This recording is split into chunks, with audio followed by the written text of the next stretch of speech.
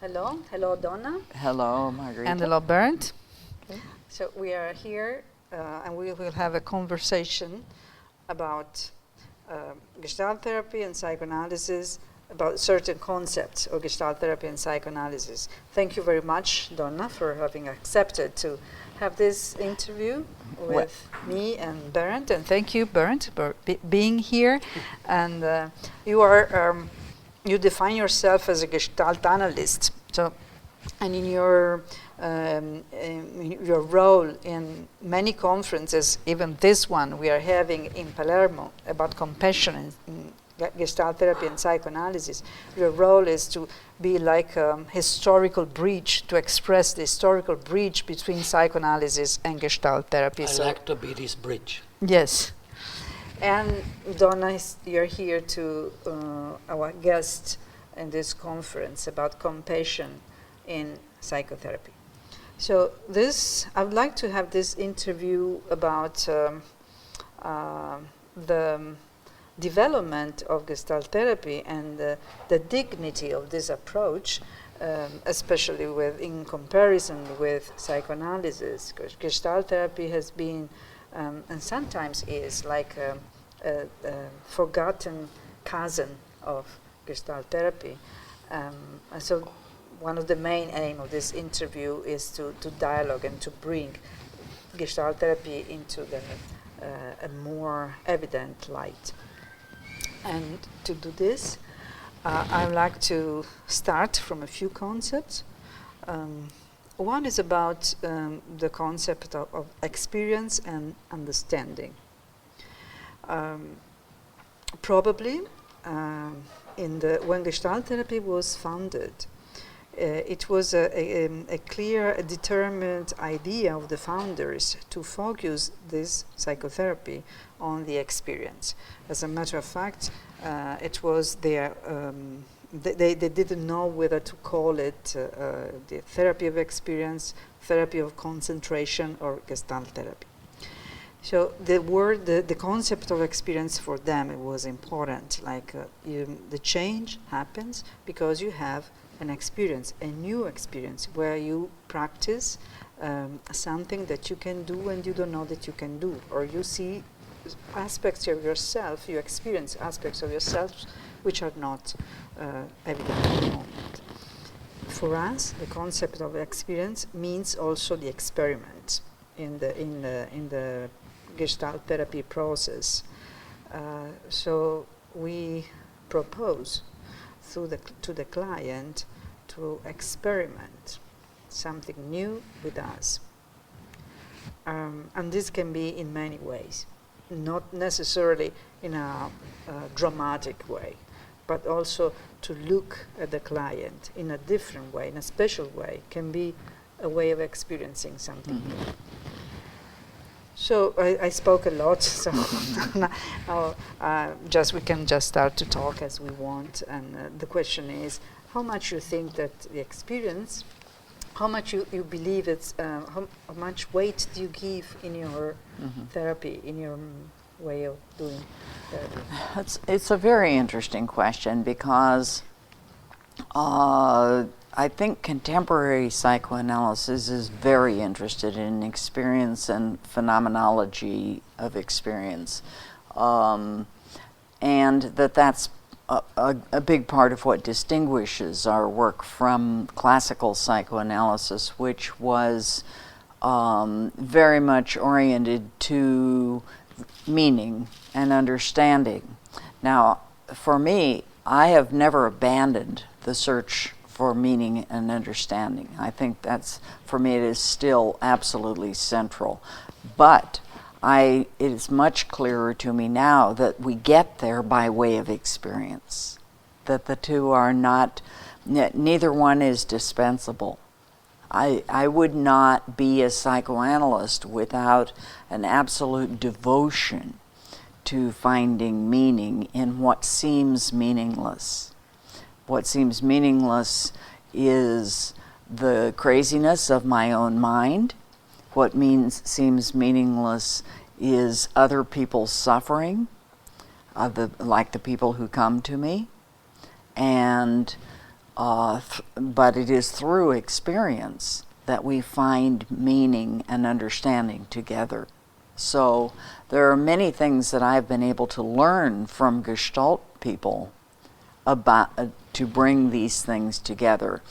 Experiments in the sense that Gestalt people do them, I don't formally do experiments, but I consider the entire psychoanalytic process to be one big experiment. What if we put two people together, and one who has studied for many years the process of searching for emotional meaning, and one who is suffering and struggling and so on and has not so much practice at this. How is this going to work out? This is one big, enormous experiment. So that might be a contrast. And what are you thinking, Bernd? For me, historical, it's in this way. It needs understanding and experience, and to understand or to think the psychoanalytic interest in understanding means an interpretation that explains is wrong today. This was in a time of ego psychology in America in this way, and we understand now, and the psychoanalysts understand this don't work much. The understanding must be emotional understanding. For this, very early, 1924, Sandor Ferenczi, Otto Rank, they understand that explanation, to explain to the client what happened in his childhood, why he moved and act in this way, this don't change something in the life of the client. What is missing in the therapy room, in the actual therapy situation, is experience emotion. This was the first book that they wrote together in 1924, and from my point of view, Gestalt therapy is a development that started in this moment. We are, like our Gestalt colleague in Philadelphia, Philip Lichtenberg.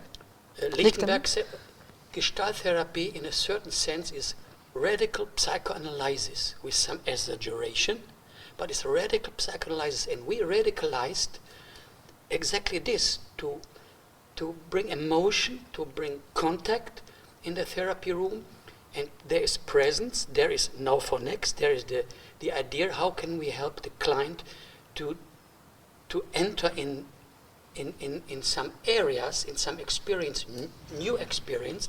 We Gestalt therapists are very good to help them in that, but, now I finish, don't forget Fritz Perls that told us that in the here and now we have to re-elaborate old experiences, but not in a theoretical way, only the not closed Gestalten that have in the here and now emotional value.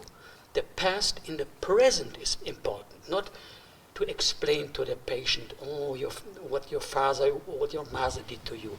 If there is a ladung, carriage, the loading, an emotional loading, this is important. And Perls was very good to start from observation from some body movements to bring the client back in an old traumatic situation that was relived in the therapy room. Mm-hmm. And so for me, there is no difference between past, present, future, or explanation, interpretation, experience, old and new. All this happened in a therapy process. And in some sessions, in figure is explanation, understanding. In the next session, or 5 minutes later, there can be in the foreground experience. So this is a figure ground mechanism. This is my point of view. So I don't see differences or dichotomies in this. Maybe there was not so much difference at the beginning, but then the development, I think, has been quite different. And I think for us Gestalt therapists, the aim of the therapy is, let's say, awareness, which means be fully present in a situation. And I ask you, for psychoanalysis or for you, what is the aim of your intervention? Is it the meaning, or is it that the client is more present. For us, to be present means to be fully present in the fullness of senses with the therapist. For me, there is not such a big distance between these two things. We're absent when we have no interest in meaning.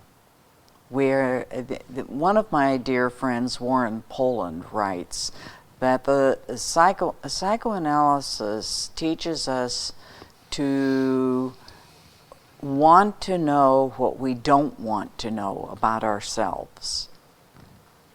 And the idea is that we become much more present to every aspect of our lives if we're not spending all our time avoiding things. Could we say what we would like to know instead of what we don't want to know?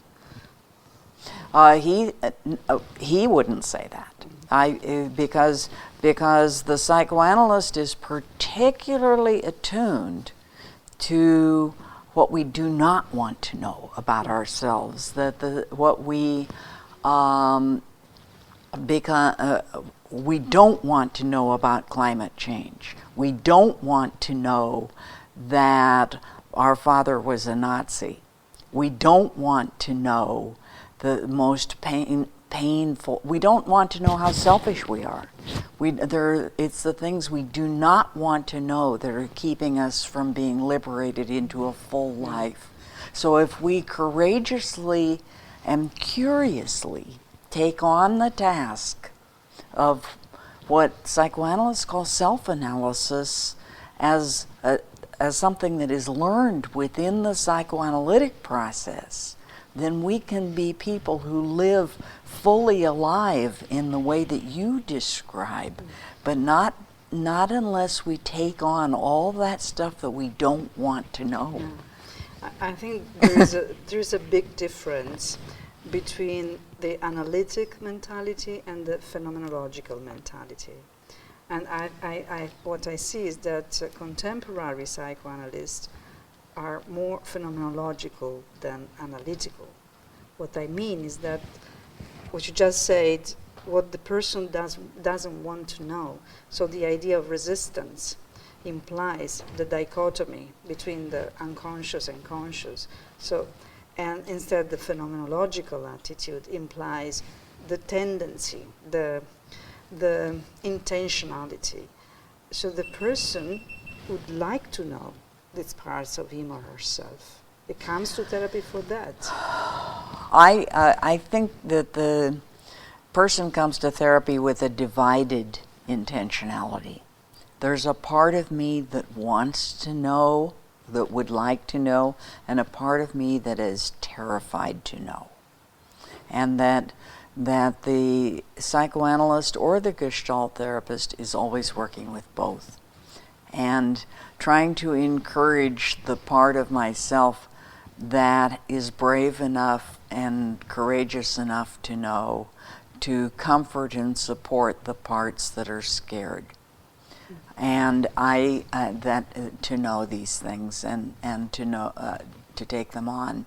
I recently was supervising a patient, a therapist, and his patient came in and said to him, maybe not to him, just said, "Don't do that. That wouldn't be smart. You might get hurt doing that." And finally the therapist said, "Who are you talking to?" And it finally came out that the patient was talking to another part of himself. And so part of what we do with psychoanalysis is we pay attention to the different parts of ourselves that are at war with each other. And so that all that trouble can be liberated into that fuller life that you envision. And I think in Gestalt, you have mechanisms for bringing this out, but what we do is we pay attention to those opportunities where the patient is actually telling us that this is going on, and we get to help the patient listen to their own different voices that are talking to them like that.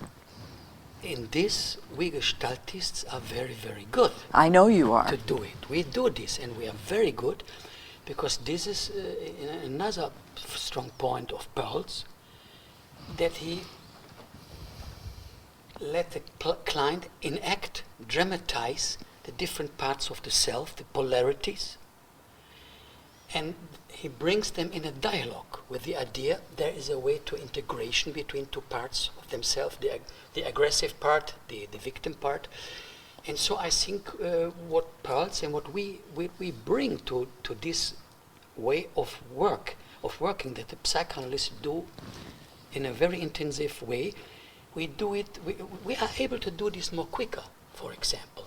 Mm-hmm. We Gestaltists are very quick because we are much more active. We let enact these things. We don't wait until this develops in a transference. We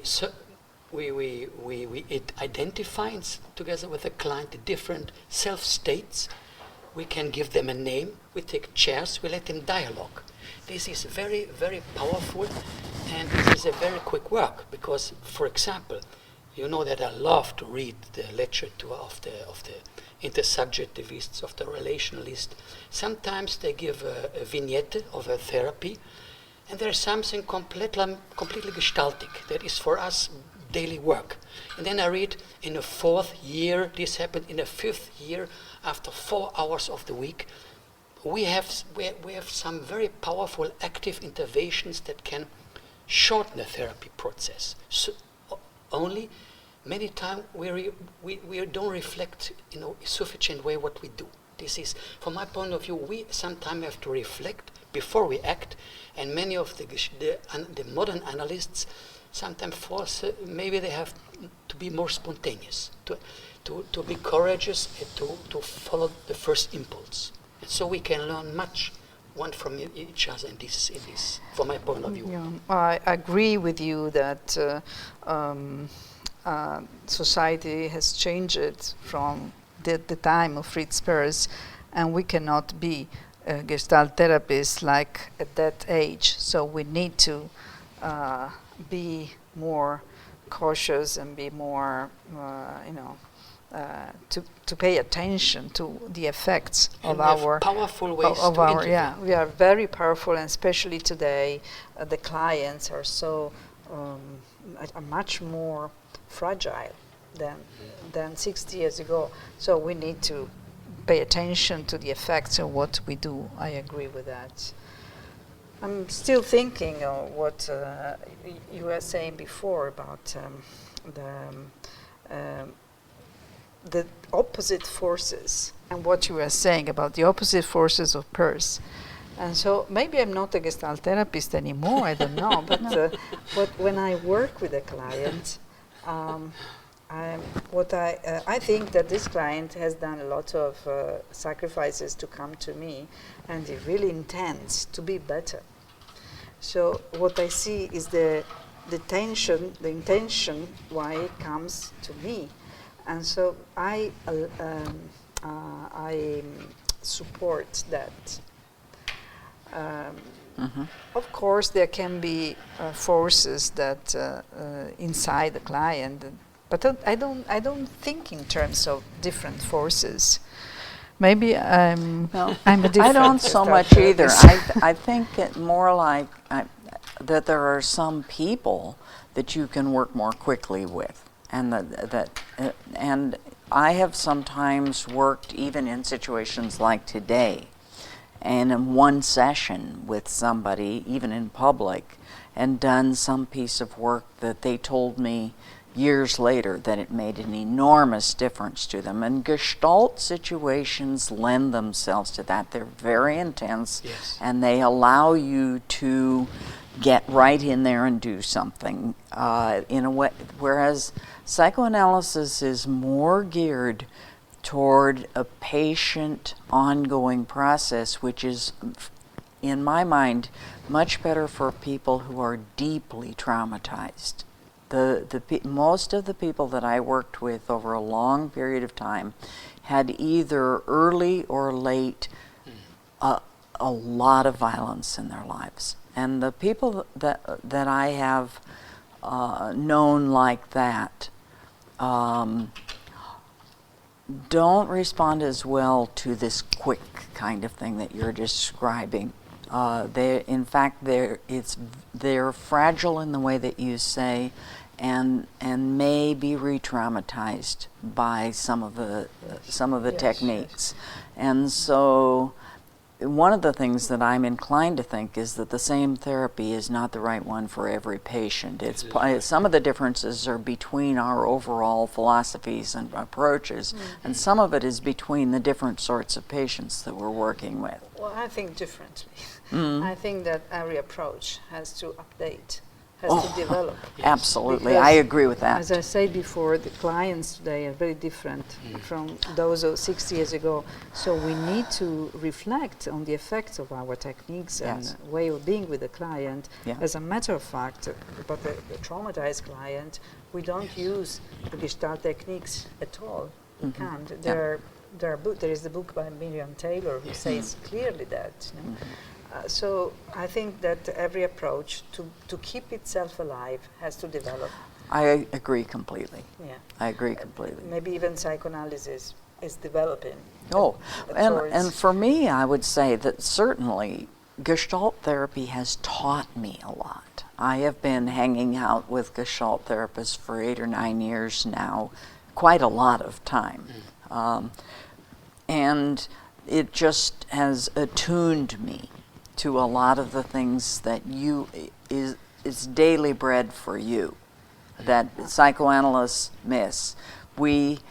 I think we have so much to teach each other, but if we can get rid of the attitude that you have the whole truth or that we have the whole truth, we can learn together respectfully and very fruitfully. Yes. I can see how you have been contaminated. And I see you and working. you too. and to add this, our possibility to make very powerful and quick interventions. Of course, we learned like Margherita told. There was a big change in the last 15-20 years in the Gestalt theme, that we go slow, that we are able more to contain, to be more patient, and especially the school where Margherita comes from. I'm another school, but her school was very important to change this Gestalt praxis that was sometimes very technical, that did much re-traumatization, that especially her school helped change much. Yes. Well, thank you for doing that. Thank Yes, you. because it was the earlier work of Fritz Perls and the very technique-full Gestalt that made me avoid Gestalt for so many years. I thought it was violent, and since in the last 10 years, I have been with you and other Gestalt therapists. I've come to appreciate it very much more, and I don't see this violence anymore. And there are colleagues like Lynn Jacobs, that is a Gestalt therapist. She teaches in a Gestalt therapy institute, and she is a psychoanalyst in the. She is the one who brought me into Gestalt. Yes. Yeah. Yes, just want to conclude this interview mentioning the work that you just did with a client, where I could see how your work is full of intuitions, respect, and That's true. the magic that belongs also to Gestalt therapy. We are losing it. When I saw you smiling so beautifully to this client, that's very impressive. I mean, you are giving something very special, very personal to this client. You provided. She needed it so much. Yes, but you were not neutral at all. But no, I'm not very neutral. And then I saw you saying, I have the tenderness came to my mind. From nothing, you took this, it seemed from nothing, it was not from nothing. But these are the special magic that we do in Gestalt therapy as well. We observe, we feel our body, we breathe, we stay in the situation, and then we come up with an integrated idea. You know, the neutrality is a nasty old word from psychoanalysis that was very much had to do with two things. Freud and his daughter said that we were supposed to maintain a neutral distance between the ego, the id, and the superego, not to take sides in this war. But the other thing was that if the patient had choices to make, we were to be neutral. We were not to take sides. All of this made us cold and distant and far from our patients. I always say that I am not neutral. I am for the patient. I am on your side. If you are my patient, I am on your side. I have no interest in being neutral. This is a humanistic value. And let me add something from my point of view. The concept of neutrality that Freud introduced was a reaction of things that happened in the therapy room, where there was not only seduction by the part of the female client that had a father transference, there was a sexual abuse of the powerful therapists. There was sexual affairs between Jung and analysts. The story of course, of Breuer, son of Ferenczi, had a relation with neutrality meant also, and this is correct in a Freudian way, don't eroticize, don't act a sexual relation with a client.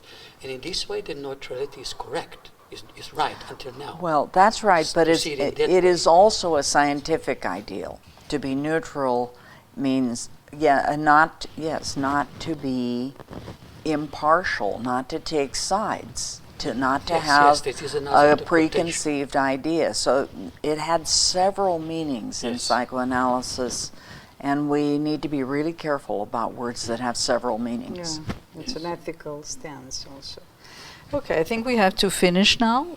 Thank you very much. I wish you a lot of luck with your new book on climate crisis, and for your 5 months commitment to the Vienna University, to the Austrian University. Thank you. Austria. And thank you so much. Thank you so much. Thank you for your thank role. You so much. Thank you. Thank you. Okay.